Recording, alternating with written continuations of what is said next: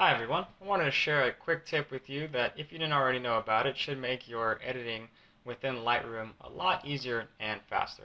I've been making some adjustments to this image right here, and let's say that I made an adjustment to it that I didn't particularly like. I boosted the tint by 10 towards purple, and I didn't like that. I just wanted to reset it to 0. Now, the first option that we could use is by dragging the slider back to 0 to reset it. This is extremely tedious, and a lot of times you end up missing your mark and you go down into the negatives. So instead of dragging that slider, what we can do is click on the number, and that allows us to input any digit that we want. In this case, we're going to go with 0 to zero that out. But an even faster way to do this is to double click on the adjustment name, in this case tint. I'm going to go ahead and double click that, and it resets it to 0. And I can continue doing that with anything else that I wanted to reset. So temp, I can also double click and reset to 0, exposure, contrast.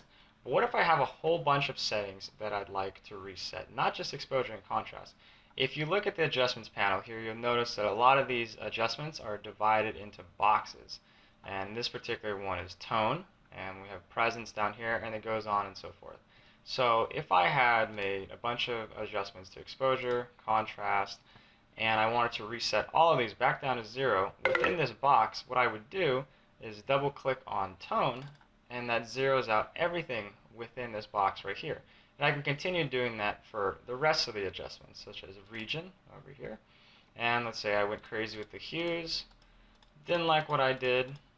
Instead of double clicking on just one adjustment, I can double click on hue, and it resets the entire category.